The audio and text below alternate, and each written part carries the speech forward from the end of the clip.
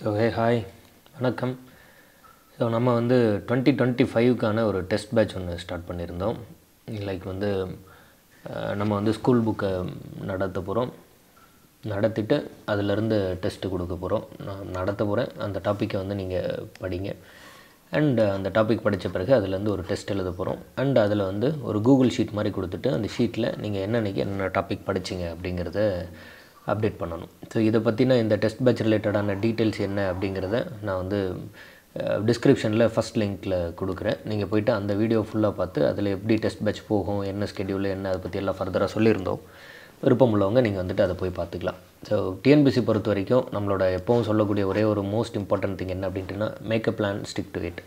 ஒரு திட்டம் போடுங்க, எப்படி படிக்கிறதுன்னு சொல்லிட்டு உங்களுக்கே தெரியும் எவ்வளோ நேரம் இருக்குது என்னன்ட்டு. அந்த திட்டத்தோடு நீங்கள் பயணிங்க. மேக் அ பிளான், அவ்வளோதான், ரொம்ப சிம்பிள். அப்புறம் அந்த பிளானோடு நீங்கள் பயணிக்கணும். அதுதான் இருக்கிறதுலே ரொம்ப ரொம்ப இம்பார்ட்டன்ட். ஸோ ஸ்கூல் புக்கை 2025க்கான டெஸ்ட் பேட்ச்சு விச் இஸ் 2025 இருக்க போகிற டிஎன்பிசியை டார்கெட்டாக வச்சு தான், அதில் இருக்கக்கூடிய எக்ஸாம்ஸை டார்கெட்டாக வச்சு தான் நம்ம நகர்றோம். அப்படிங்கும்போது ஃபஸ்ட் அண்ட் ஃபார்மோஸ்ட் திங் நம்ம படிக்க போகிறது ஸ்கூல் புக். அண்ட் இந்த ஸ்கூல் புக் பொறுத்த வரைக்கும் என்னோடய மோஸ்ட் இம்பார்ட்டன்ட் ஃபேவரட்டாக நான் எது ஃபஸ்ட்டு நடத்துவேன்னு சொன்னால் பொருளியல். ஸோ டெஸ்ட்டுமே நம்ம 2025 டெஸ்ட் பேட்சுமே அதில் இருந்தால் கொடுத்துருக்கோம். ஸோ இந்த எக்கனாமிக்ஸில் ஃபஸ்ட்டு சாப்டர் இன்றைக்கி பார்க்கலாம். இந்த ஃபஸ்ட்டு சாப்டரோட இம்பார்ட்டன்ஸ் என்ன, அதில் இருக்கக்கூடிய விஷயங்கள் எல்லாம் ஃபஸ்ட் நம்ம நடத்திடலாம். அதுக்கப்புறம் எக்கனாமிக்ஸ் பற்றின ஒரு அவுட்லைனுக்காக இந்த பொருளாதார சுழற்சினா என்ன, டெவலப்பிங் கண்ட்ரி, டெவலப்டு கண்ட்ரினா என்ன, கேபிட்டல், கம்யூனிஸ்ட், மிக்சடு எக்கானமி, அதாவது முதலாளித்துவம், தொழிலாளித்துவம், கலப்பு பொருளாதாரம்னா என்ன, பொருளாதார சுழற்சினா என்ன, இந்த மாதிரியான சில பேசிக்ஸ் எல்லாம் நான் எக்ஸ்பிளைன் பண்ண நினைக்கிறேன். அண்ட் நீங்கள் இது பார்த்தாலே தெரியும், இது both Tamil medium and English medium ரெண்டு பேருக்குமே யூஸ்ஃபுல்லாக இருக்க மாதிரி தான் சில டேர்ம்ஸ் எல்லாம் மொழிபெயர்ப்பு பண்ணி தான் நடத்துகிறேன். ஸோ இதை கவனிச்சுக்கோங்க. டெஸ்ட் எப்படி போகும்னா ஃபஸ்ட்டு ஒரு டாப்பிக்கை படிக்க சொல்லிடுறோம். அந்த டாப்பிக்கை நீங்கள் படிக்கிறீங்க அண்ட் அதை நடத்துகிறோம். அதுக்கப்புறம் அதில் கொஸ்டின்ஸ் கொடுக்குறோம், டெஸ்ட் எழுதுறீங்க. ரொம்ப சிம்பிள். ஸ்கூல் புக்கை வரி வரியாக படிக்கணும். அது ஒரு லாங் ஜேர்னி. நல்லா கிளியராக முடிவு பண்ணிட்டு ப்ராப்பராக ஸ்டார்ட் பண்ணுங்கள். And okay, let's to it. So இப்போ ஃபஸ்ட்டு சாப்டர் நீங்கள் மொத்த உள்நாட்டு உற்பத்தி அப்படின்னு ஒரு சாப்டர் படிப்பீங்க. இந்த மொத்த உள்நாட்டு உற்பத்தி அப்படிங்கிறது ஜிடிபி பற்றி பேசுது இல்லையா? இப்போ ஜிடிபி அப்படின்னா நம்ம கிராஸ் டொமஸ்டிக் ப்ராடக்ட் அப்படின்னு சொல்லுவோம். இந்த கிராஸ் டொமஸ்டிக் ப்ராடக்ட் அப்படிங்கிறது என்ன அப்படிங்கிறத பற்றின ஒரு அவுட்லைன் தான் இதில் கொடுக்குறாங்க. ரொம்ப பேசிக்கான ஒரு சாப்டர். ஒரு மாதிரி ஈஸியாக நீங்கள் புரிஞ்சிக்கக்கூடியதாக இருக்கும். ரொம்ப காமனாக நீங்கள் கேள்விப்பட்டிருக்கக்கூடிய சில ஃபேக்ட்ஸ்லாம் இருக்கும். லைக் ஜிடிபி, அதுபோல் ஜிஎன்பி, அதே போல் என்டிபி, அதுக்கப்புறம் என்என்பி, இதெல்லாம் என்னென்னு படிப்பீங்க. கிராஸ் டொமஸ்டிக் மொத்த உள்நாட்டு உற்பத்தி, கிராஸ் நேஷ்னல் மொத்த நாட்டோட உற்பத்தி, நெட் டொமஸ்டிக் நிகர அப்படின்னு படிப்போம், நெட் நேஷ்னல் நிகர நாட்டு உற்பத்தி அப்படின்னு படிப்போம். சரி, ஓகே. இதில் ஃபஸ்ட்டு ஒரு எக்ஸாம்பிள் கொடுத்துருப்பாங்க. இதில் ஒரு சிம்பிளான ஒரு எக்ஸாம்பிளில் எக்ஸ்பிளைன் பண்ணியிருக்காங்க. ஒரு டீ கொண்டு ஒருத்தர் நமக்கு சர்வ் பண்ணுறாரு, கொடுக்குறாரு அப்படின்னா, இதில் அந்த டீயை நம்ம எடுத்து பருகிறோம், விச் இஸ் தொட்டு உணரக்கூடியதாக இருக்குது. அதுக்கெல்லாம் பேர் பண்டங்கள் அப்படின்னு பேர். அப்படின்னா கூட்ஸ். அது எதெல்லாம் நம்மளால் தொட்டு ஃபீல் பண்ணக்கூடியதோ, தொடக்கூடியவை, பார்க்கக்கூடியவை மற்றும் தொட்டு உணரக்கூடியவை, இது நம்ம என்னென்னு பேர் வைக்கிறோம், பண்டங்கள் அப்படின்னு பேர் வைக்கிறோம், விச் இஸ் கூட்ஸ் அப்படின்னு பேர். அப்போது தொடக்கூடிய பொருளை பண்டங்கள் என்று அழைத்தாலும், இந்த சமையல்காரர் செய்து முடித்த வேலையோ, அந்த உணவை பரிமாறும் ஒரு விஷயத்தையோ, இதெல்லாம் நம்ம பண்டங்கள் அப்படின்னு அழைக்க முடியாது. நீங்கள் உணவை உண்டு அனுபவிக்கலாம். பொருளியல் வல்லுநர்கள் இந்த நடவடிக்கையை பணிகள் என்று அழைக்கிறார்கள். அதாவது நீங்கள் அந்த உணவை சாப்பிட்டு அது எவ்வளோ நல்லா இருக்குது அப்படின்னு சொல்லி நீங்கள் ஒரு பாசிட்டிவாக ஃபீல் பண்ணுறீங்க, அந்த மாதிரி இருக்குது அப்படின்ட்டுனா, அதை நம்ம எப்படி எடுத்துக்கிறோம் அப்படின்ட்டுனா, அதை பணிகள் அப்படின்னு எடுத்துக்கிறோம். பணிகள் அப்படின்னு என்ன சொல்கிறோம், சர்வீஸ் அப்படின்னு சொல்கிறோம். ஸோ அப்போது ஒரு நாட்டில் எவ்வளோ கூட்ஸ் அண்ட் என்ன மாதிரியான சர்வீஸ் இருந்தது, இதெல்லாம் படிக்கிறது தான் இந்த ஜிடிபி. ரொம்ப அவுட்லைனாக புரிஞ்சுக்கணுன்னா பண்டங்கள் மற்றும் சேவைகள், பணிகள் அப்படின்னு எடுத்துக்கிறோம். இதெல்லாம் ஏன் நம்ம கால்குலேட் பண்ணோம் அப்படின்னா, ரொம்ப சிம்பிளான விஷயந்தான். நம்ம வீட்டுக்கு எவ்வளோ வருமானம் வருது அப்படின்னு நம்ம தெரிஞ்சுக்கிட்டா தான் நம்ம எவ்வளோ செலவு பண்ணுறோன்னு புரிஞ்சிக்க முடியும். இந்த வரவு செலவு கணக்கு தெளிவாக இருந்தால் தான் நம்மக்கிட்ட எவ்வளோ பணம் இருக்குது, எவ்வளோ நம்ம எதிர்காலத்தில் பணம் தேவைப்படும், அடுத்தடுத்து முக்கியமான செலவுகள் என்ன இருக்குது, அதுக்கு எதை பண்ணணும் பண்ண வேண்டாம் அப்படிங்கிற முடிவெல்லாம் எடுக்கிறதுக்கு நம்மளோட அந்த வருமானம், இன்கம் அப்படிங்கிறது மிகவும் முக்கியமானதாக இருக்குது. அந்த இன்கம்மை ஒரு தனிப்பட்ட நபருக்கு கால்குலேட் பண்ணும்போதோ அல்லது தனிப்பட்ட ஃபேமிலிக்கு கால்குலேட் பண்ணும்போதோ, ஒரு ஃபேமிலியில் ஒரு 4 பேர் இருக்காங்க அப்படின்ட்டுனா, இந்த 4 பேரில் எத்தனை பேர் சம்பாதிக்கிறாங்க அப்படிங்கிறத நம்ம கணக்கிட்டுருவோம். அவங்களோட இன்கம் இல்லையா, அவங்களோட வருமானம் நமக்கான இன்கம் எவ்வளோ வந்துடுதுன்னு கணக்கிட்டுரும். 4 பேருக்குமே செலவு இருக்கும். ஸோ அப்போ அந்த செலவு இது ரெண்டையும் மைனஸ் பண்ணிவிட்டு நம்ம என்னென்னு கணக்கிட்டுருவோம். இப்போ அதே ஃபேமிலிக்குள்ளே ஒரு 150 பேர் இருந்தால் அண்ட் ஸ்ட்ரீம் ஆஃப் இன்கம் டிஃப்ரெண்ட்டாக இருந்தால், லைக் வந்து வருமானம் சம்பளமாக வருது, தொழிலாக வருது, பணமாக வருது, பொருட்களாக வருது, இது மாதிரி டிஃப்ரெண்ட் இன்கம் மெத்தட்ஸ் இருந்ததுன்னா, அதே போல் டிஃப்ரெண்ட் எக்ஸ்பெண்டிச்சர் மெத்தட்ஸ் இருந்ததுன்னா கணக்கிடுறது கஷ்டமாக இருக்கும். ஒரு 150 பேருக்கே கஷ்டமாக இருக்குன்னா 500 பேர், 1000 பேர், 10,000 பேர், 140 கோடி பேருக்கு கணக்கிடுறதுங்கிறது எவ்வளோ கடினமாக இருக்குது யோசிச்சு பாருங்கள். அப்போ ஒரு ஃபேமிலிக்குள்ளே இருக்கக்கூடிய ஒரு 4-5 பேருக்கு நம்மளால் வந்து வருமானத்தை ஈஸியாக கணக்கிட முடியுது. அதுவே 100 பேர் ஆனால், 150 பேர் ஆனால், 1000 பேர் ஆனால், 100 கோடி மக்கள் அதிகமான ஒரு மக்கள் தொகை கொண்ட ஒரு நாடு அப்படின்னா இந்த வருமானத்தையும் செலவையும் கணக்கிடுறது கஷ்டம். அதை எப்படி கணக்கிடலாம் அப்படின்னு நிறைய பொருளாதார அறிஞர்கள் வந்து நிறைய மெத்தட்ஸை, நிறைய ஐடியாஸ் எல்லாம் சொல்லியிருக்காங்க. அதைத்தான் நம்ம வந்து என்னென்னு படிக்கிறோம் அப்படின்ட்டுனா இந்த மாதிரி இந்த ஜிடிபி அப்படின்னு படிக்கிறோம். ஸோ ஜிடிபியோட முக்கியத்துவம் என்ன அப்படின்ட்டுனா நமக்கு எவ்வளோ வருமானம், எவ்வளோ செலவு அப்படிங்கிறத கணக்கிடுறதுக்கான மெத்தட். ஃபஸ்ட்டு அதோட பிளாட் செட் பண்ணுறோம். நீங்கள் எந்த ஒரு பொருள் எடுத்தாலும் அதை தொட்டு ஃபீல் பண்ணி உணர்ந்து பார்த்து சாப்பிடக்கூடியது அல்லது வந்து வாட் எவர் இது மாதிரி நீங்கள் வந்து அதை பார்க்கக்கூடியதாவோ தொடக்கூடியதாவோ இருந்தால் அதையெல்லாம் கூட்ஸ்ன்னு சொல்லிடுறோம்.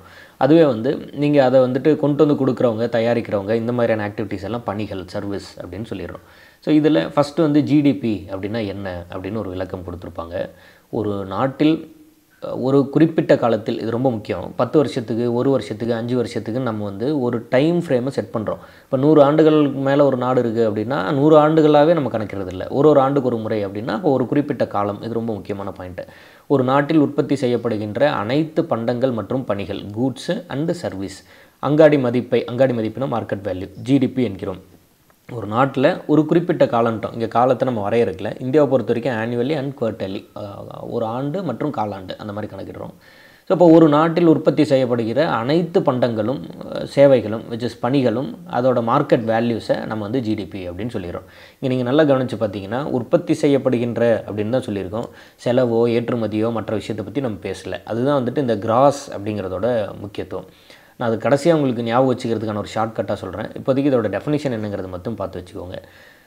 டொமஸ்டிக் அப்படின்னு வந்துருச்சுன்னா ஒரு நாடு இல்லையா? அப்போது நம்ம நாட்டுக்குள்ளே மட்டும் அப்படின்னா அது வந்துட்டு டொமஸ்டிக், ஒரு குறிப்பிட்ட புவியியல் எல்லை அப்படின்னு படிப்போம். சரி, ஓகே. இப்போ பண்டங்கள் மற்றும் பணிகள் இல்லையா, அதெல்லாம் என்ன அப்படின்னு எல்லாரும் சொல்லியிருந்தோம். அங்காடி மதிப்பு, மார்க்கெட் வேல்யூ, அதுக்கு எவ்வளோ மார்க்கெட் வேல்யூ இருக்குதுன்னு சொல்லிடுறோம். இதில் 2 முக்கியமான விஷயமாக கொஸ்டின் கேட்பாங்க. அதை நல்லா கிளியராக நீங்கள் புரிஞ்சுக்கணும். இறுதி நிலை பண்டங்கள் அப்படின்னு ஒன்று சொல்கிறோம், ஃபைனல் கூட்ஸ் அப்படின்ட்டு. அதே போல் இன்டர்மீடியட் அப்படின்னு ஒன்று சொல்கிறோம். அந்த இன்டர்மீடியட் தான் இடைநிலை பண்டங்கள் அப்படின்னு பேர். இப்போ ஒரு டீயோ காஃபியோ நமக்கு வந்து கொடுக்கப்படுது அப்படின்னா அந்த டீ ஆர் காஃபி அப்படிங்கிறது it is a final goods. அது வந்து ஒரு இறுதியான ஒரு பருகக்கூடிய ஒரு கூட்ஸ், ஒரு பண்டம். இதை உருவாக்குறதுக்கு சர்க்கரை, தண்ணி, பால், அதுக்கான பணிகள் செய்கிறதுக்கான ஆட்கள் இவங்க எல்லாம் இருந்திருப்பாங்க. இவங்க எல்லாத்தையும் நம்ம என்ன சொல்கிறோம் அப்படின்ட்டுனா இன்டர்மீடியட் அப்படின்னு சொல்கிறோம். நம்ம கூட்ஸ் பற்றி மட்டும் படிக்கிறதுனால அந்த உருவாக்கின ஆளை விட்டுட்டு சர்க்கரை, தண்ணி, பால், இது மாதிரியான விஷயங்கள் மட்டும் நம்ம எடுத்துக்கிட்டோம் அப்படின்ட்டுனா இதெல்லாம் இன்டர்மீடியட் கூட்ஸ். இந்த ஃபைனல் கூட்ஸ் அப்படிங்கிறது டீ. இப்போது ஃபைனல் கூட்ஸோட வேல்யூ மட்டும் நம்ம கால்குலேட் பண்ணால் அதற்கு பேர் இறுதி நிலை பண்டங்கள் மற்றும் பணிகள். ஃபைனல் கூட்ஸை கால்குலேட் பண்ணக்கூடிய மெத்தட். இதையெல்லாம் கால்குலேட் பண்ணால் அதற்கு பேர் வந்துட்டு இன்டர்மீடியட் கூட்ஸை கால்குலேட் பண்ணக்கூடிய மெத்தட், விச் இஸ் நம்ம கிராஸ் வேல்யூன்னு படிப்போம். அது அடுத்து படிப்போம். இப்போ என்ன புரிஞ்சுக்கணுன்னா, இறுதிநிலை பண்டங்களை கணக்கிடும் போது இன்டர்மீடியட் பண்டங்களோட மதிப்பை நம்ம கணக்கில் சேர்த்துக்கூடாது. இதுதான் இந்த பேராகிராஃபில் சொல்கிறது. ரொம்ப சிம்பிளாக புரிஞ்சுக்கணுன்னா, ஃபைனல் கூட்ஸோட மதிப்பு, இறுதிநிலை பண்டங்கள் மற்றும் பணிகள் என்பது நுகர்வுக்காக அல்லது பயன்பாட்டுக்காக உள்ள பண்டங்கள், எடுத்து சாப்பிட்றதுக்காகவோ பயன்பாட்டுக்காகவோ உள்ள இருக்கக்கூடிய கூட்ஸ். இந்த பண்டங்கள், பணிகள் மற்றொரு பண்டங்களை உற்பத்தி செய்ய பயன்படுகிறதோ அல்லது மற்ற பணிகளை உற்பத்தி செய்ய பயன்படுகிறதோ அதை இடைநிலைன்னு சொல்கிறோம். அதாவது இதெல்லாம் சேர்ந்து இதை உருவாக்க பயன்படுது. அதனால் இதுக்கெல்லாம் என்னென்னு பேர் அப்படின்ட்டுனா இடைநிலை அப்படின்னு பேர். இதில் என்ன சொல்கிறாங்க என்று டைலர் கோவன், ஒரு எக்கனாமிஸ்ட்டு, அலெக்ஸ் டாப்ராக் போன்ற பொருளியல் வல்லுநர்கள் கூறுகிறார்கள். மொத்த உள்நாட்டு உற்பத்தியில் இறுதிநிலை மட்டுமே சேர்க்கப்படுகிறது. மொத்த உள்நாட்டு உற்பத்தி கணக்கிட இடைநிலை பண்டங்கள் கணக்கில் எடுப்பது இல்லை. அப்போது இந்த ஜிடிபி அப்படின்னு ஒன்று கால்குலேட் பண்ணும்போது இந்த ஃபைனல் கூடோட வேல்யூ என்ன, இதை மட்டும் தான் நம்ம கன்சிடர் பண்ணிக்கிறோம். இந்த இன்டர்மீடியட் கூட்ஸை பற்றி கன்சிடர் பண்ணுறதில்ல. அப்படி ஒரு வேலை பண்ணால் அது வந்து டபுள் கவுண்டிங் ஆகிடும், இருமுறை கணக்கிடுதல் அப்படின்னு ஒரு முறை ஆகிடும். அதனால் அப்படி எடுத்துக்க வேண்டாம் அப்படின்னு சொல்கிறாங்க. ஒரு சிம்பிளாக புரிஞ்சுக்கணுன்னா, டீ 10 ரூபான்னு எடுத்துக்கிட்டு மறுபடியும் இந்த டீயில் போட்ட சர்க்கரை 2 ரூபா, தண்ணி 1 ரூபா, அது இல்லாமல் வந்துட்டு இதில் ஆட் பண்ண பால் 5 ரூபா அப்படின்னு சொல்லி எடுத்து, இப்போ இங்கே வந்து வந்து ஒரு 8 ரூபா இருக்குதுன்னு வச்சுக்கோங்க. அப்போ இது ஒரு 10 ரூபா, இது ஒரு 8 ரூபான்னு எடுத்துட்டோம், 18 ரூபான்னு நம்ம வந்து கணக்கு வைக்க முடியாதுல்ல. அப்போ டீ 10 ரூபா அப்படின்னு நம்ம கணக்கு வைக்கும் போது இதில் எல்லா விதமான இன்டர்மீடியட் கூட்ஸும் கணக்காயிடுது. ஸோ அது மாதிரி டபுள் கவுண்டிங் வந்துடும். அதனால் ஜிடிபி கணக்கிடும் போது ஃபைனல் கூட்ஸ் மட்டும்தான் எடுத்துக்கணும் அப்படின்னு சொல்கிறாங்க. இதே எக்ஸாம்பிள் இதில் வந்துட்டு எக்ஸ்பிளைன் பண்ணியிருப்பாங்க. அண்ட் அது ஓகே. அதே எக்ஸாம்பிளை பற்றி தான் சொல்லியிருப்பாங்க. இங்கே வந்துட்டு அந்த இப்போ நம்ம சொன்ன அந்த வேல்யூஸ் அண்ட் டீட்டெயில்ஸ் பற்றி தான் அதில் வந்து பேசியிருப்பாங்க. இப்போ இதில் நாட்டு வருமானம், நேஷ்னல் இன்கம் அப்படின்னு சொல்கிறோம். ஸோ நான் ஃபஸ்ட்டே சொல்லியிருந்தேன், வருமானத்தை கால்குலேட் பண்ணுறோம். கால்குலேட் பண்ணால் தான் ஒரு குடும்பத்தில் எவ்வளோ வருமானம் எவ்வளோ செலவுன்னு தெரிஞ்சால் தான் செலவு வந்து நம்ம ப்ராப்பராக பண்ண முடியும். அதுபோல் ஒரு நாட்டுக்கு எவ்வளோ வருமானம் எவ்வளோ செலவுன்னு தெரிஞ்சால் தான் யாருக்கு செலவு பண்ணணும், எங்கே செலவு பண்ணணும், யாருக்கு பற்றாக்குறை இருக்குது, என்ன அதெல்லாம் நம்ம புரிஞ்சிக்க முடியும். ஸோ நாட்டு வருமானத்தை கால்குலேட் பண்ணுறதுல ஒரு 4 டைப்பு. ஃபஸ்ட்டு வந்துட்டு ஜிஎன்பி அப்படின்னு சொல்கிறோம். வெளிநாட்டு முதலீடு மூலம் ஈட்டிய லாபமும் இதில் அடங்கும். இங்கே வந்து நேஷ்னல் கிராஸ் நேஷ்னல் ப்ராடக்ட் அப்படின்னு வந்துருச்சுன்னா, மொத்த நாட்டு உற்பத்தி அப்படின்னு வந்துருச்சுன்னா உள்நாடு ப்ளஸ் டொமஸ்டிக் ப்ளஸ் வெளிநாடு இன்டர்நேஷ்னல் கூட வச்சுக்கோங்க. அப்போது நம்ம ஊர்லேருந்து ஒருத்தர் வெளிநாடு போய் வேலை செஞ்சு சம்பளம் வாங்கிட்டு வரலாம். நம்ம ஊர்லேருந்து ஒருத்தர் வெளிநாட்டில் ஹோட்டலோ இல்லை வேறு ஏதாவது ஒரு நிறுவனமோ நடத்தி அது மூலமாக ஒரு வருமானத்தை ஈட்டலாம். அப்படி வெளிநாடு முதலீடு மூலம் அல்லது இங்கே உள்ள நபர் வெளிநாட்டில் போய் முதலீடு பண்ணி அதனால் வந்த லாபம், அந்த நாட்டிலேருந்து ஒருத்தன் வந்து நம்ம நாட்டில் முதலீடு பண்ணி ஒரு தொழில் தொடங்குறது, இந்த மாதிரி வெளிநாட்டோட முதலீடு மூலம் ஈட்டிய லாபத்தையும் நம்ம சேர்த்துக்கிட்டோம்னா அதுக்கு பேர் கிராஸ் நேஷ்னல் ப்ராடக்ட் அப்படின்னு பேர் வைக்கிறோம். இதில் அந்த ஜிடிபிக்கு இருக்கக்கூடிய எல்லாமே இருக்கும். அதை அப்படியே ஆட் பண்ணி அது கூட எக்ஸ்ட்ராவாக எதை ஆட் பண்ணிக்கிறோம், வெளிநாட்டிலிருந்து ஈட்டப்பட்ட நிகர வருமானம், இதையும் சேர்த்துக்கிட்டோம்னா ஜிடிபி கூட இந்த வெளிநாட்டிலிருந்து ஈட்டப்பட்ட நிகர வருமானத்தையும் சேர்த்துக்கிட்டா அது வந்து ப்ளஸ் அந்த வெளிநாடு ஃபாரின் வச்சுப்போம், நம்ம ஃபாரின் வச்சுக்கிறோம். இது ரெண்டையும் சேர்த்துக்கிட்டா அதற்கு என்ன பேர் அப்படின்ட்டுனா ஜிஎன்பி அப்படின்னு பேர். ஞாபகம் வச்சுக்கிறீங்க. இதில் ஒரு விஷயம் நல்லா கிளியராக கவனிச்சிக்கணும். ஒரு மொத்த நாட்டு உற்பத்தி என்பது அந்த நாட்டு மக்களால் ஒரு வருடத்தில் ஈட்டிய வருமானம். உற்பத்தி செய்யப்பட்ட வெளியீடுகள் பண்டங்கள் மதிப்பை குறிக்கும். வெளிநாடு முதலீடு மூலம் ஈட்டிய லாபமும் இதில் அடங்கும். இதில் எங்கேயுமே நம்ம செலவை பற்றி பேசவே இல்லை, எக்ஸ்பெண்டிச்சர் பற்றி பேசவே இல்லை.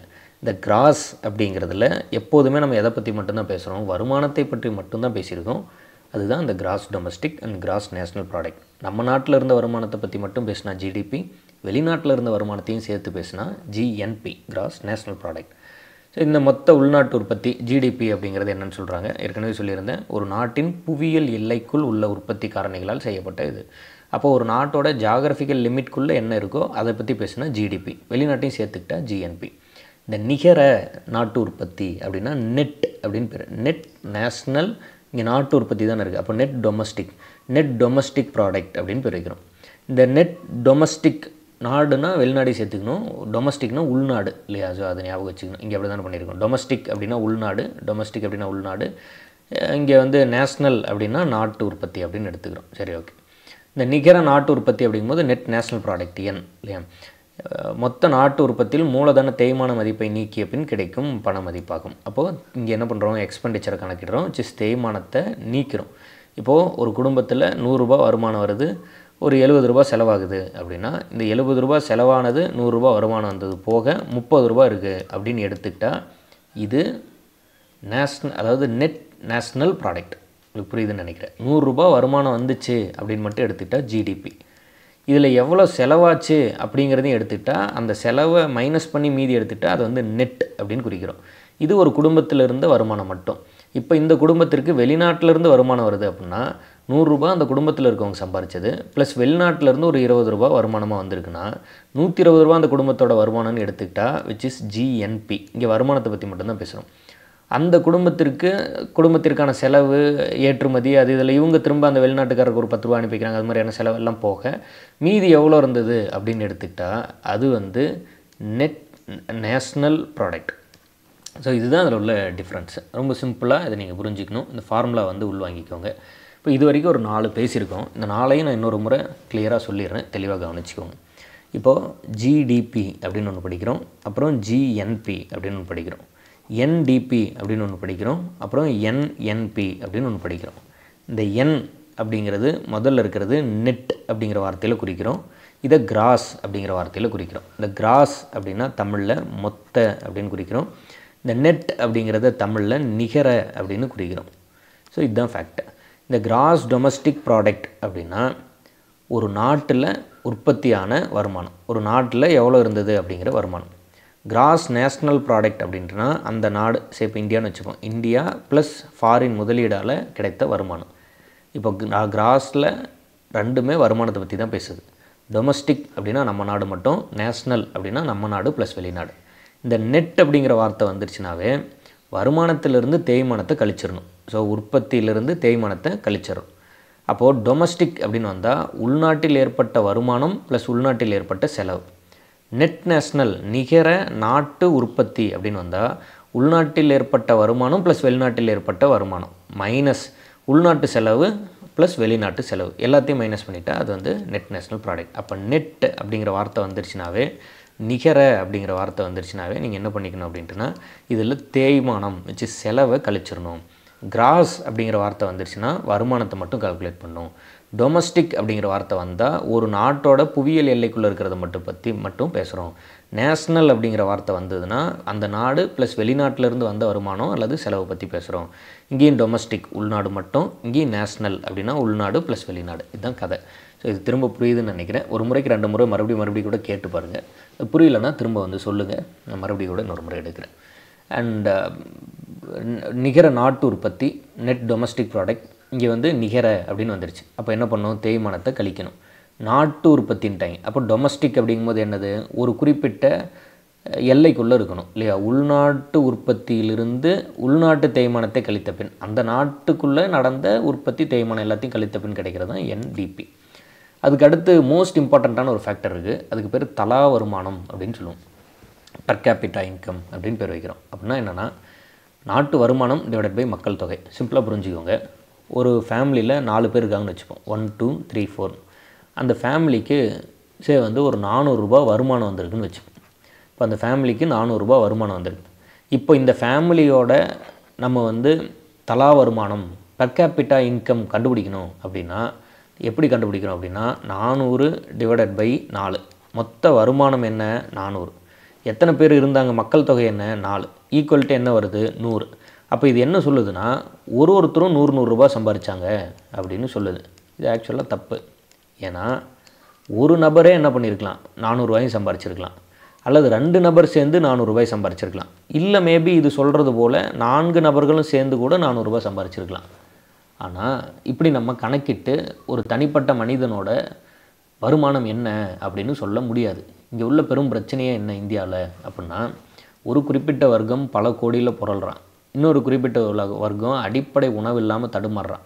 இன்னொருத்தன் 2 பேருக்கு நடுவில் இருக்கான். இங்கே தான் மெஜாரிட்டி ஆஃப் த பீப்புள் இருக்காங்க, which is called middle class of the crowd.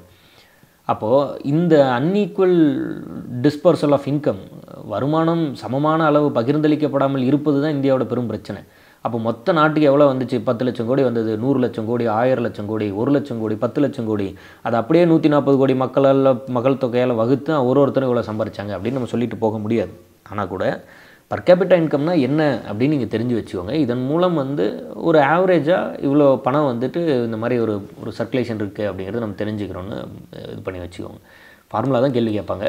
அதே போல் வருமானத்தை மேலேயும் கீழேயும் போட்டு கண்ணா பின்னாடி பண்ணக்கூடாது. இங்கே நான் சொல்லியிருந்தேன், ஒரு குடும்பத்துக்கு 400 ரூபா சம்பளம் வருதுன்னா அது 4 பேருக்கு வகுத்துறீங்க அப்படின்ட்டுனா 1 2 3 4ன்னு எடுத்துக்கிறீங்கன்னா ஒரு ஆள் 100 ரூபா சம்பாதிக்கிறாங்கன்னு அர்த்தம். அது அப்படி கிடையாது. பட் இதுதான் இதோட கான்செப்ட் என்பது மக்களின் வாழ்க்கை தரத்தை உணர்த்தும் ஒரு கருவி. நாட்டு வருமானத்தை மக்கள் தொகையால் வகுப்பதன் மூலம் national income divided by population தலா வருமானம் கிடைக்கிறது.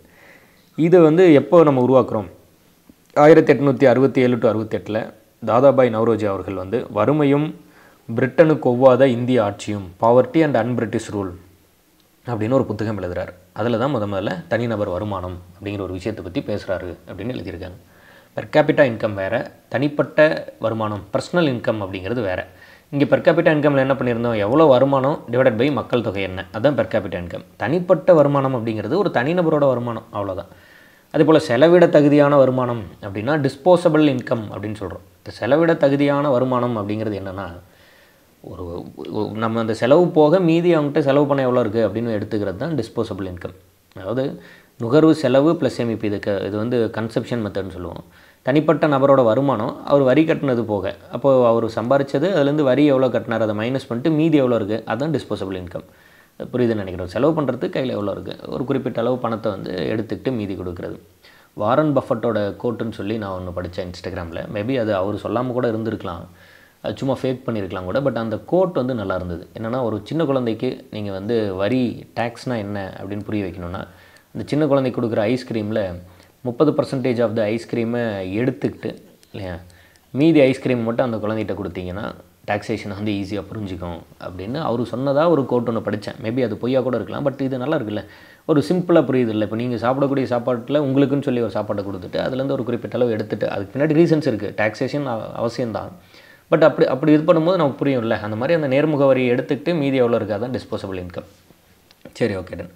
இப்போ மொத்த உள்நாட்டு உற்பத்தி அப்படின்னு என்னென்னு படிக்கிறோம். இவ்வளோ நேரம் படித்தது நாட்டு வருமானம், நாட்டுக்கு எவ்வளோ வருமானம் வருது அந்த மாதிரி படித்தோம், நேஷ்னல் இன்கம். இப்போ உற்பத்தினா என்னென்னு படிக்கிறோம் இல்லையா. அப்போது கிராஸ் டொமஸ்டிக் ப்ராடக்ட், நாட்டில் உற்பத்தி செய்யப்பட்டது இல்லையா. பணிகளின் அங்காடி மதிப்பு இந்தியாவின் ஜிடிபி. பணிகளின் அங்காடி மதிப்புன்னு என்ன சொல்கிறோம், அதாவது பண்டங்கள் மற்றும் பணிகள் ரெண்டையும் சேர்த்து தான் இங்கே மட்டும் ஹைலைட் பண்ணியிருக்கேன், அதனால் தப்பாக எடுத்துங்க. அப்போ ரெண்டுக்கான மார்க்கெட் வேல்யூ அது எவ்வளோ இருக்குது, அதுதான் ஜிடிபி அப்படின்னு சொல்கிறோம். இப்போது இதில் வந்து ஒரு ஒரு ஜிடிபினா என்ன அந்த எக்ஸ்ப்ளனேஷன் சொல்லியிருக்காங்க. இப்போ எடுத்துக்காட்டாக வந்து இந்தியாவில் உள்ள, அதாவது காஷ்மீரில் ஒரு ஆப்பிள் உற்பத்தியானால் அதை வந்து நம்ம ஜிடிபியில் சேர்த்துக்கிறோம். கலிஃபோர்னியாவில் உற்பத்தியானால் அது ஜிடிபியில் சேர்த்துக்கிறது இல்லை, ஏன்னா அது இந்தியாவுக்குள்ளே வரல அப்படின்னு சொல்கிறோம். இப்போ இந்தியாவுக்குள்ளே எங்கெங்கே என்னென்ன பொருள் உருவாகுதோ அந்த பொருளை உருவாக்குறதுக்கு நம்ம என்ன மாதிரியான சர்வீசஸ் கொடுக்குறோமோ எல்லாத்தையும் சேர்த்து மொத்தமாக சொன்னால் இட் இஸ் கால் ஜிடிபி. ஒரு காலகட்டத்தில் உற்பத்தி செய்யப்பட்டது அப்படின்னா இங்கே என்ன சொல்ல வராங்க அப்படின்னா, ஒரு குறிப்பிட்ட காலம், நம்ம ஏற்கனவே சொல்லியிருந்தோம். இப்போ இந்தியா 75 ஆண்டுகளுக்கு மேலே இந்தியான்னு ஒரு நாடு இருக்குது அப்படின்னா அந்த 75 ஆண்டுகளுக்கும் நம்ம கணக்கிடுறதில்ல, ஒரு குறிப்பிட்ட காலம். அது ஒரு நாடு ஒரு மாதிரி கூட எடுத்துக்கலாம். நம்மளை பொறுத்த வரைக்கும் நம்ம ஒரு ஆண்டு, 1 இயர் அண்ட் காலாண்டு, குவார்ட்டர்லி, இது ரெண்டும் வந்துட்டு நம்ம கணக்கெடுக்க எடுத்துக்கிறோம். 1934 சைமன் குஸ்னெட்ஸ், இங்கிலீஷில் இப்படி தான் சொல்கிறோம், சைமன் குஸ்னெட்ஸ் என்பவரால் ஜிடிபி நவீன கருத்து முதலில் உருவாக்கப்பட்டது. ஜிடிபினா என்ன அப்படிங்கிறத 1934 தான் உருவாக்குறாங்க. ஸோ இதில் செலவின முறை, வருமான முறை, மதிப்பு கூட்டு முறை அப்படின்னு சில கேட்டகரிஸ் கொண்டு வராங்க. ஒரு சிம்பிளான விஷயந்தான். எனக்கு எவ்வளோ வருமானம் வந்தது அப்படின்னு வச்சு நான் கணக்கிட்டேன்னா வருமான முறை. நான் எவ்வளோ செலவு பண்ணேன், இப்போ இந்தந்த பொருள்லாம் வாங்கியிருக்கேன், அப்போ நான் எவ்வளோ சம்பாரிச்சிருக்கணும் அப்படின்னு என்னோடய செலவு வச்சு கணக்கிட்டேன்னா செலவீட்டு முறை. அதே நான் மதிப்பு கூட்டு முறை, வேல்யூ ஆடட் மெத்தட்னு சொல்கிறோம். அப்படின்னா இப்போ நம்ம அந்த டீ எக்ஸாம்பிள் சொன்னோம்ல, அது போல் இப்போ நான் சர்க்கரை எவ்வளோக்கு வாங்கினேன், தண்ணி எவ்வளோக்கு வாங்கினேன், பால் எவ்வளோக்கு வாங்கினேன், மூணையும் சேர்த்து டீ உற்பத்தி பண்ணேன்.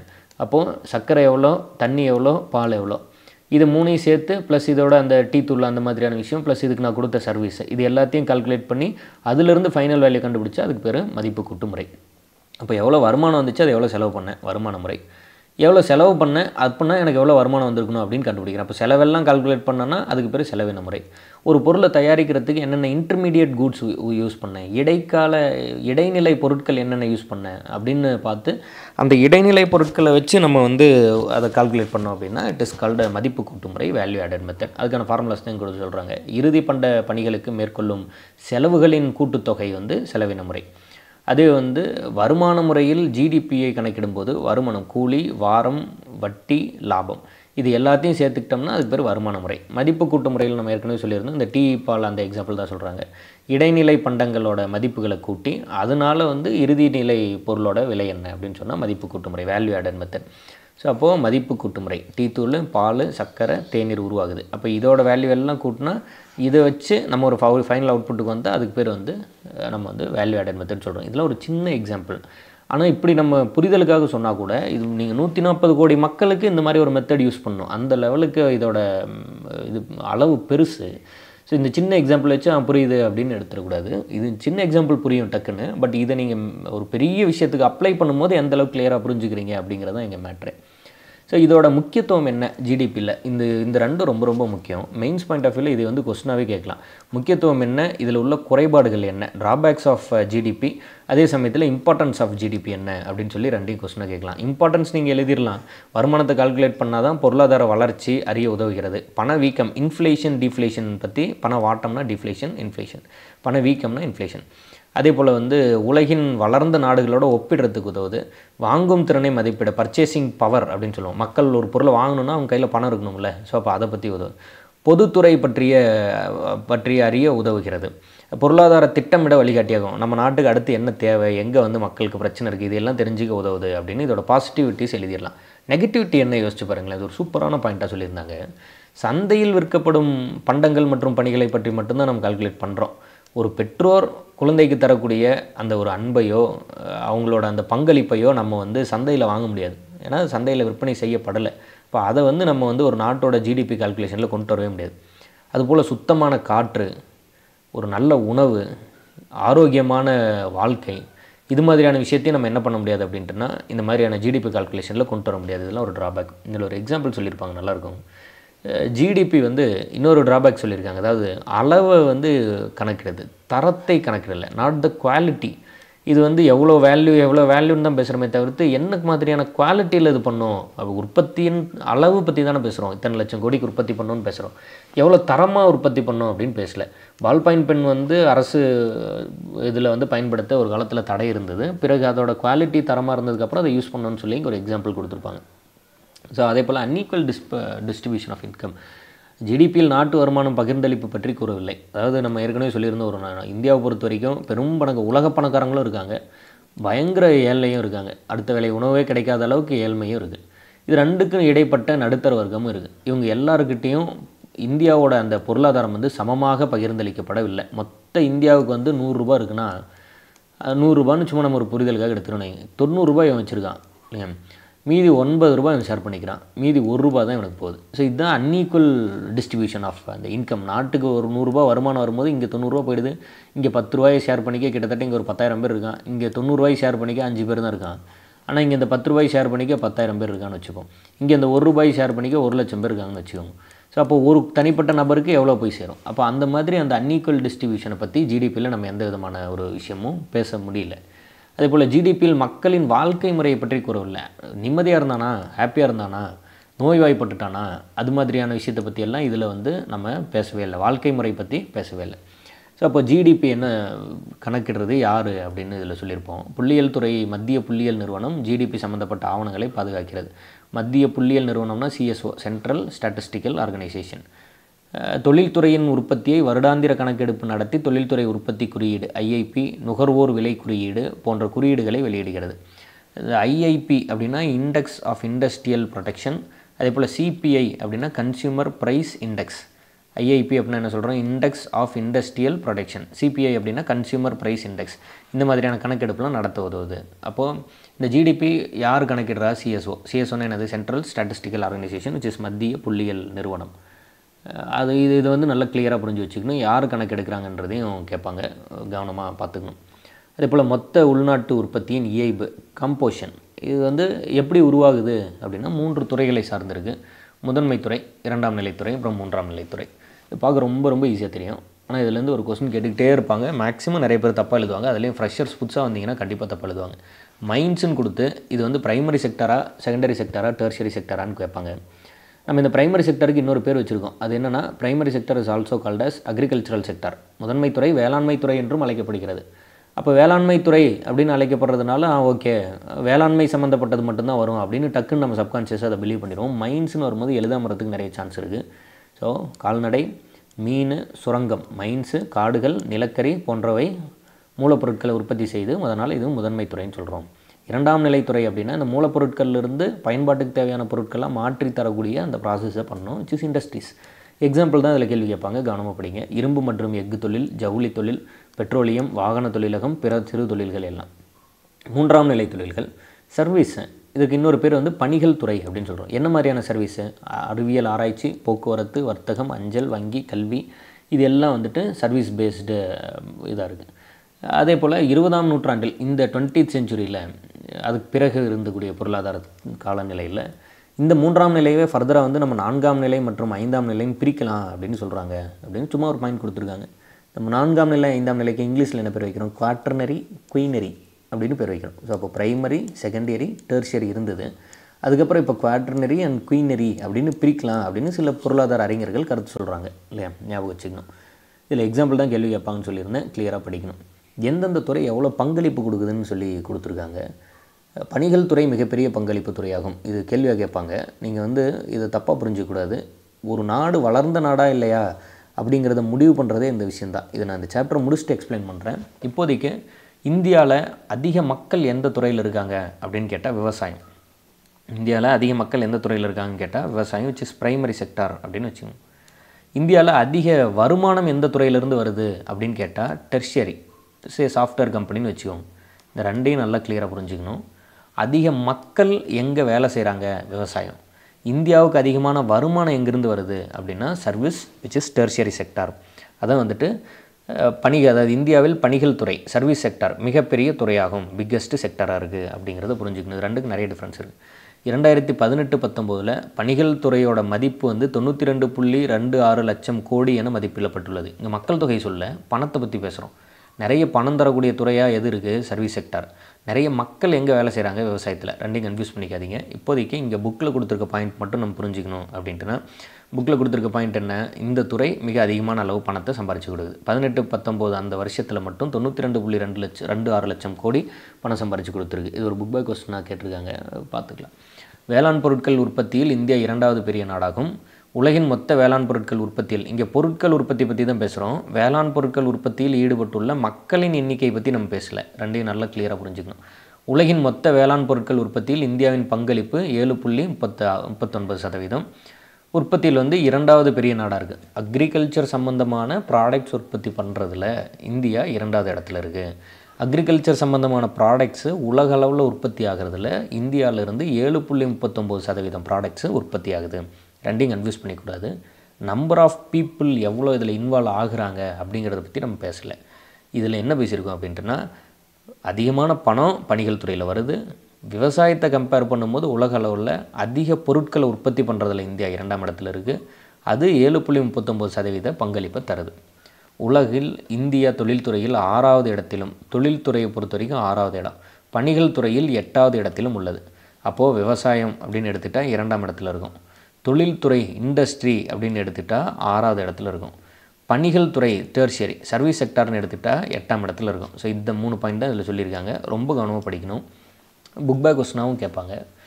அண்ட் ஒரு கிளியராக எக்ஸ்பிளைன் பண்ணணும் அப்படின்னா, இந்த ஃபேக்ட்ஸ் எல்லாம் பயங்கர வாலட்டைலானது. நீங்கள் இங்கேயே அந்த இயர் பார்க்குறீங்கன்றது 2018-19 அரௌண்ட் கிட்டத்தட்ட இன்றைக்கி வந்து நம்ம 5 வருஷத்துக்கு முன்னாடி இருக்க டேட்டாவை படிக்கிறோம். அதனால் டோட்டலாகவே இது மாற்றத்துக்குரியது. இந்திய பொருளாதாரமே மாறிப்போச்சு. பட் ஓகே, புக்கில் என்ன இருக்குது அப்படின்னு படித்து வச்சுக்கோங்க. அட்லீஸ்ட் வந்து புக் பேக் கொஸ்டினாக இருக்கிறதுனால இதில் 2 புக் பேக் கொஸ்டின் இருக்குது. அதனால் இதில் வந்து நீங்கள் அது படித்து வச்சுக்க வேண்டியது அவசியமாக இருக்குது. ஸோ இங்கே கவனித்து பாருங்கள். ஜிடிபியில் துறை வாரியான பங்களிப்பு, மக்களை பற்றி பேசல, பணம் எவ்வளோ வருதுன்னு பேசுகிறோம். வேளாண்மை துறையிலேருந்து எவ்வளோ பணம் வருது? 15.87% தான் வருது. நீங்கள் அதை அப்படியே 100 ரூபான்னு வச்சுட்டிங்கன்னா 15 ரூபா 87 காசு தான் வேளாண்மை துறையிலேருந்து வருது. பணிகள் துறையிலேருந்து எவ்வளோ வருது? 54 ரூபா 40 காசு வருது. ஸோ அப்போது இந்தியாவை பொறுத்த வரைக்கும் அதிக பணம் எங்கேருந்து வருது அப்படின்ட்டுனா சர்வீஸ் செக்டார்லேருந்து தான் வருது. இந்த கல்வி, மருத்துவம், பொறியியல், இன்ஜினியரிங்கு, மிக முக்கியமாக வந்து இந்த சாஃப்ட்வேர், ஐடி கம்பெனி, இது மாதிரியான இடத்துல இருந்துலாம் தான் அதிக பணம் வருது. அதே போல் வேளாண்மை துறையிலேருந்து கம்மியாக தான் வருது. மக்களோட இன்வால்மெண்ட் எங்கே அதிகமாக இருக்குது அப்படின்னு நீங்கள் இன்னொரு கிராஃப் எடுத்து பார்த்தீங்கன்னா, அதிக மக்கள் வந்து வேளாண்மையில் இன்வால்வ் ஆகிருப்பாங்க. ஸோ அதுதான் இந்தியா வந்து இன்னமும் வளர்ந்த நாடாக இருக்கிறதுக்கான காரணம். என்ன டெவலப்டு கண்ட்ரி, டெவலப்பிங் கண்ட்ரி அப்படிங்கிற அந்த கேட்டகரி என்ன அப்படின்னா, ரொம்ப சிம்பிளான கேட்டகரி தான். நான் அதை மேபி இந்த இடத்துல வந்து எக்ஸ்பிளைன் பண்ணுறேன். இப்போ வந்து ஒரு developed country, developing country and இதுன்னு எடுத்துக்கிறீங்கன்னா, ஒரு சிம்பிளாக நீங்கள் இப்படி புரிஞ்சுக்கோங்க. ஒரு வளர்ந்த நாடு அப்படின்னா அவன் வந்து டெர்ஷரியில் அதிக வருமானம் பார்க்குறாங்க அப்படின்னா, இங்கே தான் அதிக மக்கள் இருப்பாங்க. இங்கே தான் அதிக மக்கள் இருப்பாங்கன்னா எப்படி புரிஞ்சிக்கலாம்னா, இப்போ இங்கே வந்து அந்த நாட்டுக்கு ஒரு 1000 ரூபா வருமானம் வருது அப்படின்னா, அந்த நாட்டில் அதிகப்படியான மக்கள் வந்து, இப்போ இந்த இடத்துல அந்த நாட்டுக்கு ஒரு 1000 ரூபா வருமானம் வருது அப்படின்னா, இந்த நாட்டில் அதிகப்படியான மக்கள் இந்த துறையில் இருப்பாங்க. அப்போது இந்த துறையில் 100 பேர் வேலை செய்கிறாங்க. இந்த 100 பேருக்கு 1000 ரூபாய் இன்கம் வருது அப்படின்னா, ஆளுக்கு 10 ரூபாயை பிரித்து எடுத்துகிட்டு போயிடுறாங்க. உங்களுக்கு அந்த டிஃப்ரென்ஸ் புரியுதுன்றேன். இந்தியாவை பொறுத்த வரைக்கும் இந்த துறையில் 1000 ரூபா வருது இல்லையா? ஆனால் இங்கே 10 பேர் தான் வேலை செய்கிறான். ஆனால் இந்த துறையில் ஒரு 50 ரூபா தான் வருமானம் வருது. ஆனால் இங்கே 10,000 பேர் வேலை செய்கிறான். உங்களுக்கு அந்த டிஃப்ரென்ஸ் புரியுதுன்னு நினைக்கிறேன். இங்கே 10,000 பேர் வேலை செய்கிறான். அப்போது அதிக மக்கள் வேலை செய்கிறது ஒரு துறையிலையும், அதிக வருமானம் வர்றது ஒரு துறையிலையும் இருக்கிறதுனால இந்தியா வளர்ந்து வரும் நாடாகவே உள்ளது. உங்களுக்கு இந்த டிஃப்ரென்ஸ் நல்லா புரிஞ்சுக்கணும்னு நினைக்கிறேன். நீங்கள் எந்த துறையிலேருந்து வேணால் வருமானம் அதிகமாக வரலாம் வளர்ந்த நாட்டுக்கு. ஆனால் பிரச்சனை என்ன அப்படின்ட்டுனா, அந்த பர்டிகுலர் துறையில் அந்த நாட்டோட அதிகப்படியான மக்கள் வேலை செய்யணும். இப்போது இந்த துறையிலிருந்து அதிக வருமானம் வருது அப்படின்னா, இந்த துறையில் அதிக மக்கள் வேலை செய்கிறாங்கன்னா, அந்த அதிக வருமானம் அதிக மக்களுக்கு பகிர்ந்தளிக்கப்படுது அப்படின்னு அர்த்தம். ஆனால் இந்தியாவை பொறுத்த வரைக்கும் இந்த துறையில் அதிக வருமானம் வந்து இந்த துறையில் அதிக மக்கள் வேலை செய்யும் போது என்ன ஆகுதுன்னா, இந்த துறையில் இருக்க கொஞ்சம் பேர் பெரிய பணக்காரன் ஆகிட்டே இருக்கான். உங்கள் வீட்டுக்கு பக்கத்தில் இருக்கக்கூடிய ஐடி கம்பெனிக்கு வேலை போன இந்த ஜாவா சுந்தரேசன் மாதிரியான ஒரு சிலர் வந்து லட்சத்தில் சம்பளம் வாங்கிட்டு இருக்கும்போது, உங்கள் மொத்த ஊரில் ஒரு 10,000 பேர் இருக்கக்கூடிய ஒரு ஊரில் ஒரு ஒரு 5,000 பேர் 6,000 பேர் வந்து விவசாயம் பண்ணி கம்மி சம்பளம் வாங்குறீங்க. ஆனால் உங்கள் ஊருக்கு மொத்தமாக எவ்வளோ வருமானம் வருது அப்படின்னு பார்த்தா, இந்த ஐடி கம்பெனியில் இருக்கவங்களோட சேர்த்துனா உங்கள் ஊருக்கு மாதம் 10 லட்ச ரூபா வருமானம் வருது. ஆனால் அதில் 8 லட்ச ரூபா ஐடி கம்பெனியில் இருக்க 2 பேர் வாங்கிட்டு போய்ட்றாங்க. ஆனால் மீதி இருக்கக்கூடிய 2 லட்ச ரூபாய் விவசாயம் பண்ணக்கூடிய பெருவாரியான மக்கள் 6,000 பேர் வாங்குறாங்க. ஸோ இதுதான் இந்த டிஸ்பேரிட்டி தான் இங்கே இருக்கக்கூடிய வளர்ந்து வரும் நாடாக இந்தியாவை பார்க்கக்கூடிய ஒரு ஒரு ஒரு விஷயத்தை உருவாக்குது. இதை தான் நீங்கள் நல்லா கிளியராக புரிஞ்சுக்கணும் எக்கனாமிக்ஸ் படிக்கும்போது. இங்கே அதிக வருமானம் பணிகள் துறையிலேருந்து வந்தாலும் கூட அதிக மக்கள் வேளாண்மை துறையில் இருக்காங்க. ஸோ அதை வந்துட்டு எவ்வளோ முடியுமோ அவ்வளோ தூரம் வந்துட்டு நல்லா கிளியராக இது பண்ணிக்கோங்க. சரி, ஓகே, டன். அடுத்து ஸோ இதை அந்த கிராஃப் பற்றி பேசியிருப்பாங்க. அடுத்ததில் வந்து இந்தியாவில் மொத்த நாட்டு உற்பத்தியில் வந்து உலக சராசரியில் வந்து இந்தியா வந்து 6.4% பங்கு. இங்கே வெறும் ஃபேக்சுவல் டேட்டா இருக்கும், படிக்கணும், இதையும் ஸ்கிப் பண்ணுறதுக்கு இல்லை. தொழில்துறை மற்றும் பணிகள் துறையில் வந்து உலக சராசரியை விட 30% தொழில்துறையில் மற்றும் 63% பணிகள் துறையிலும் குறைவாக உள்ளன. இந்தியாவோட அந்த கான்ட்ரிபியூஷன் எந்த அளவுக்கு இருக்குது அப்படிங்கிறத பற்றி பேசியிருக்காங்க இல்லையா?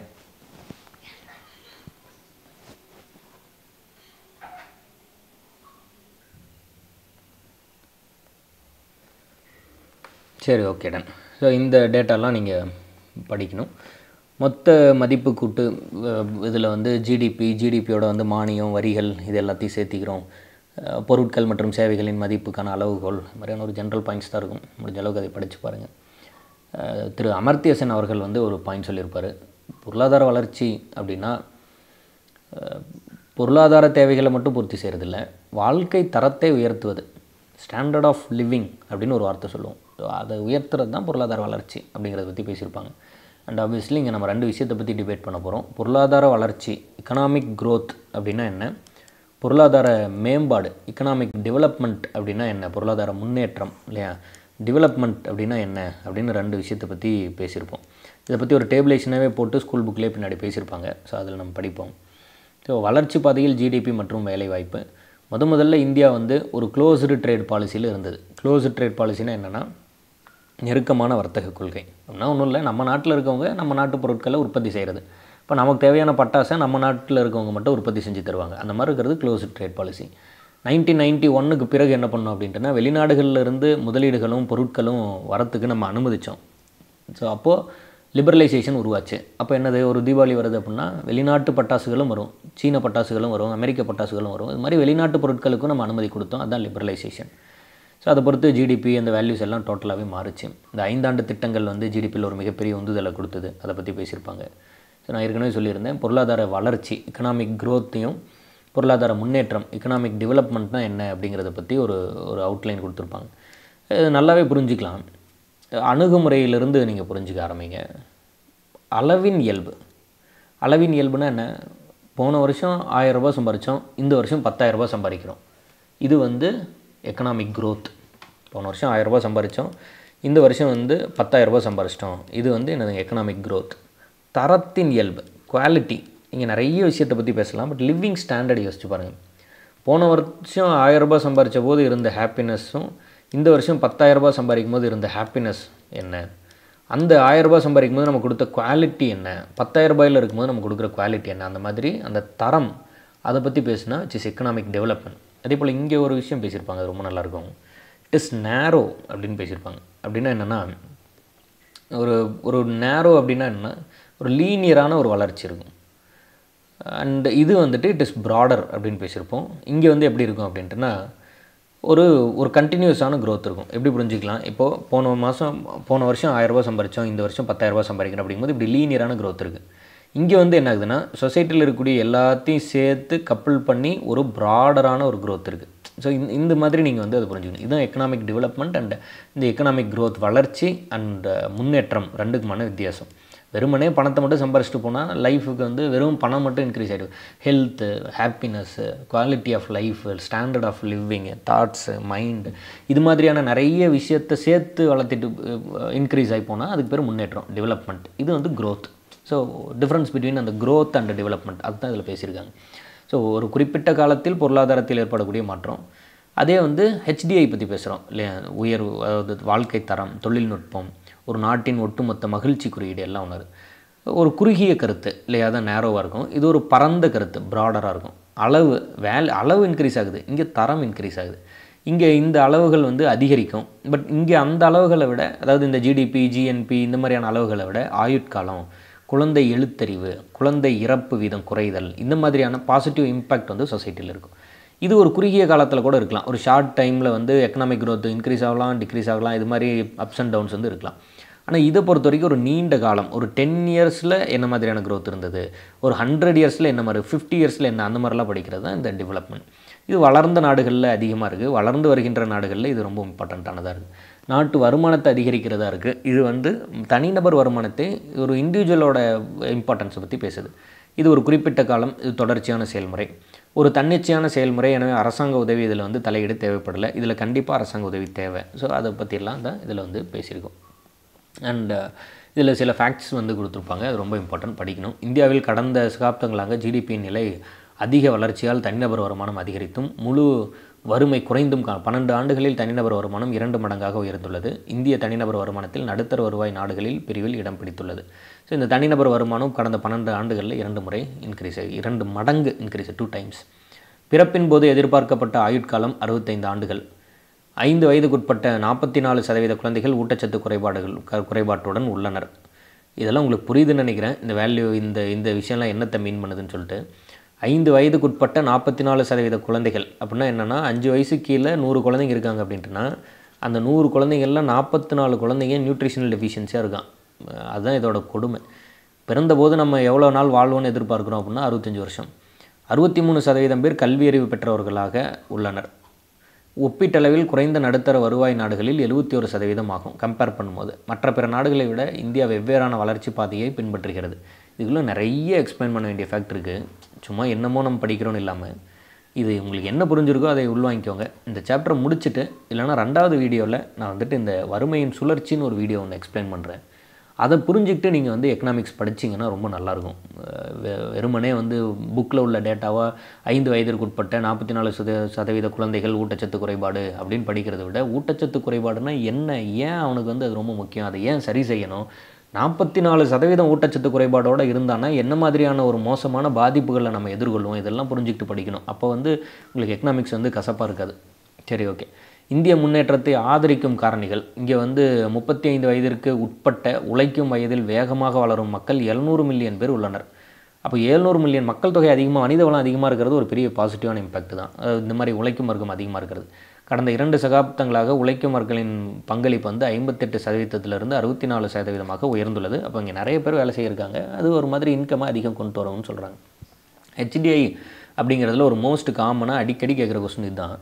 ஸோ இந்த ஹெச்டிஐனா என்ன அப்படின்னா, ஹெச்டிஐ அப்படிங்கிறத முதல்ல உருவாக்குறவர் யார்? 1990 மெஹ்பூப் உல் ஹக் அப்படிங்கிற பாகிஸ்தானியர் தான் உருவாக்குறாரு.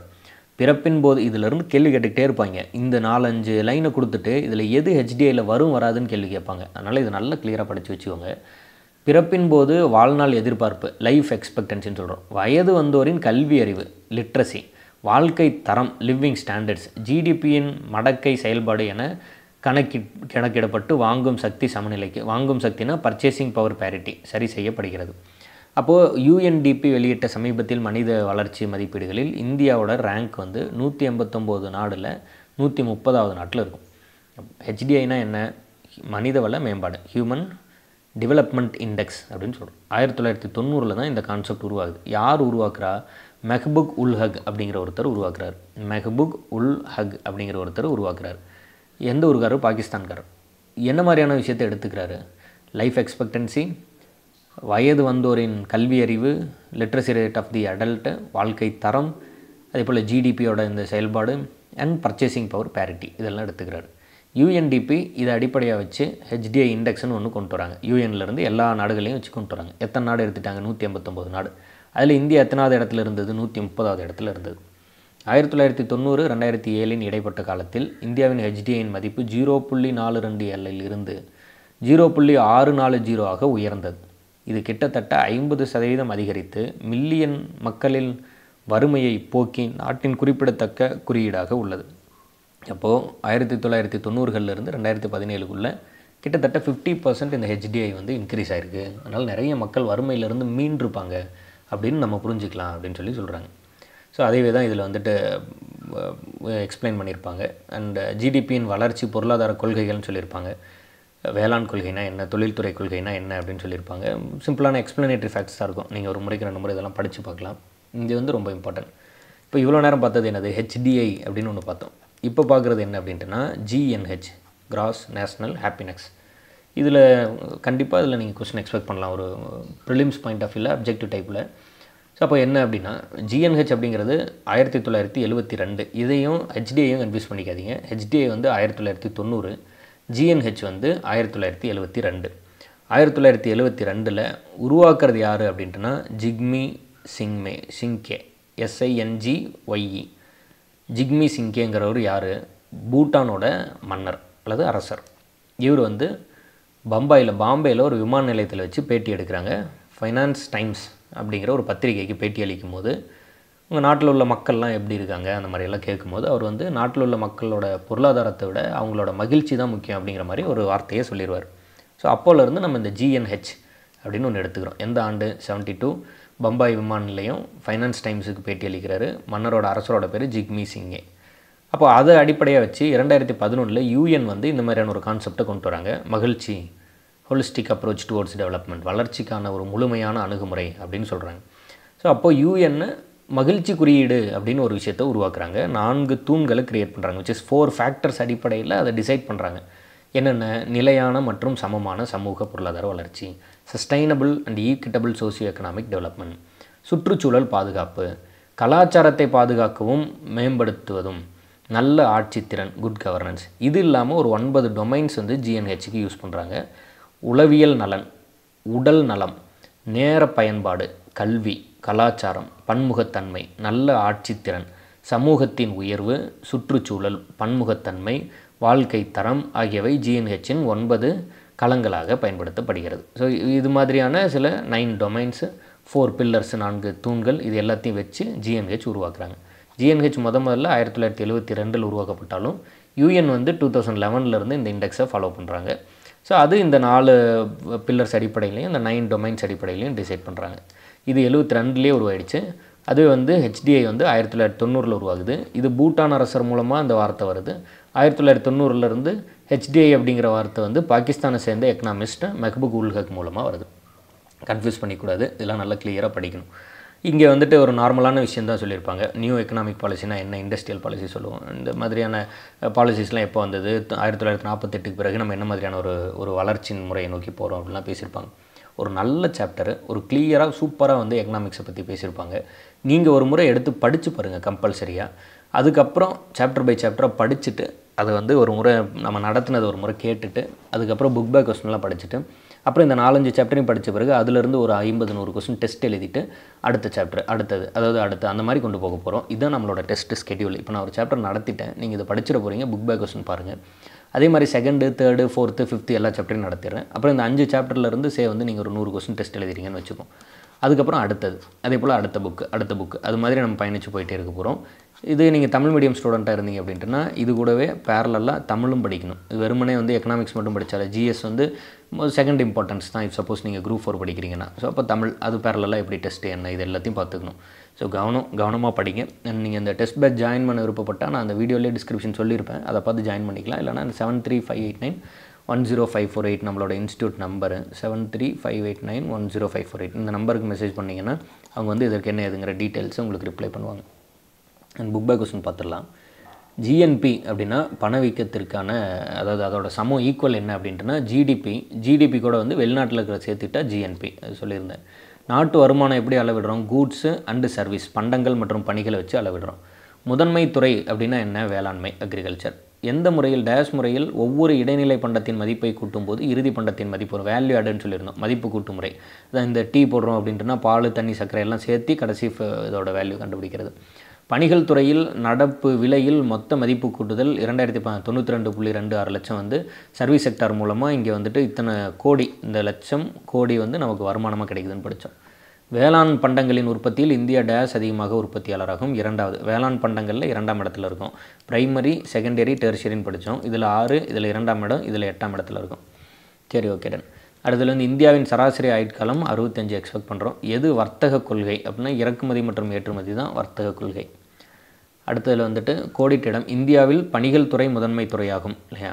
வேளாண் துறையில் அதிக மக்கள் இருக்கும், ஆனால் அதிகமான பணம் வரது எதில் அப்படின்ட்டுனா பணிகள் துறையில் தான் பணம் வருது. ரெண்டையும் போட்டு கன்ஃபியூஸ் பண்ணிக்காதீங்க. இந்த கொஸ்டின்லாம் நீங்கள் நேராக வந்துட்டு டிஎன்பிசி எக்ஸாமில் பார்த்தீங்கன்னா தப்பாக எழுதி வச்சுட்டு வந்துடுவீங்க. அக்ரிகல்ச்சர்னு எழுதுறதுக்கு நிறைய சான்ஸ் இருக்குது.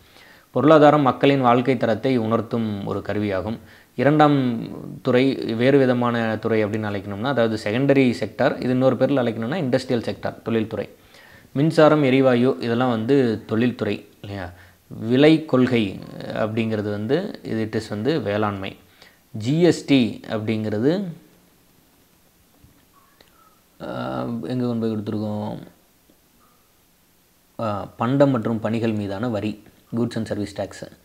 தலா வருமானம் அப்படின்னா நாட்டு வருமானம் டிவைடட் பை மக்கள் தொகை ஃபார்முலா. C+I+G இங்கே எக்ஸ்போர்ட் மைனஸ் இம்போர்ட்டு அப்படின்னா எக்ஸ்போர்ட் இம்போர்ட்டெல்லாம் மைனஸ் பண்ணி அதையும் சேர்த்துக்கிறோம். அதுக்கு என்ன பேர், மொத்த உள்நாட்டு உற்பத்தி அப்படின்னு பேர், ஜிடிபி. என்ன கேட்டால் நீங்கள் வந்து இந்த குறுகிய விடையிலையும் படித்து பார்த்து ஆன்சர் ட்ரை பண்ணி பார்க்கணும். சும்மா ஒரு முறை 2 முறை சொல்லி பாருங்கள். இப்போல்லாம் டிஎன்பிசி நிறைய மாறிட்டாங்க. இந்த மாதிரி ஒரு 4 ஸ்டேட்மெண்ட்டை கொடுத்துட்டு இதில் எது சரி எது தப்புன்னு கேட்குறாங்க. அப்போ அந்த 4 ஸ்டேட்மெண்ட்டும் உங்களுக்கு தெரிஞ்சால் தான் நீங்கள் அது சரியாக தப்புன்னெலாம் சொல்ல முடியும். அப்போ நீங்கள் வரி வரியாக எல்லா ஸ்டேட்மெண்ட்டையும் வேகமாக படித்து அதில் சரி எது தப்பு எதுங்கிறத செலக்ட் பண்ணி அப்புறம் அதில் எது 1, 2, 3 அது மாதிரிலாம் சூஸ் பண்ணணும். நல்ல டைம் கன்சியூமிங்காக இருக்கும். முடிஞ்ச அளவுக்கு இந்த ஷார்ட் ஆன்சர்ஸுமே கூட நீங்கள் படித்து பாருங்கள். இஃப் சப்போஸ் நீங்கள் ஒரு பிக்கர் எக்ஸாம் கான்சன்ட்ரேட் பண்ணுறீங்க, like group 2 mains or group 1 mains அந்த மாதிரி இருந்தால் ஷார்ட் ஆன்சர்ஸும் நீங்கள் படிக்க ட்ரை பண்ணலாம். சரி, ஓகே டன். அடுத்து வந்து நம்ம வந்துட்டு 10th புக்கில் 2nd சாப்டர் பார்க்கணும் இல்லையா. ஸோ அப்போது 10th புக்கில் 2nd சாப்டர் பார்க்குறதுக்கு முன்னாடி எக்கனாமிக்ஸ் பற்றின சில பேசிக்ஸ் வந்து நம்ம நடத்த வேண்டியது இருக்குது. ரொம்ப பேசிக்கான சில ஏரியாஸ் வந்து நம்ம நடத்தணும். ஸோ அதில் தான் வந்து நம்ம இந்த ஏரியாலாம் சொல்லியிருந்தேன் இல்லையா. அந்த ஏரியாஸ் எல்லாம் நீங்கள் வந்து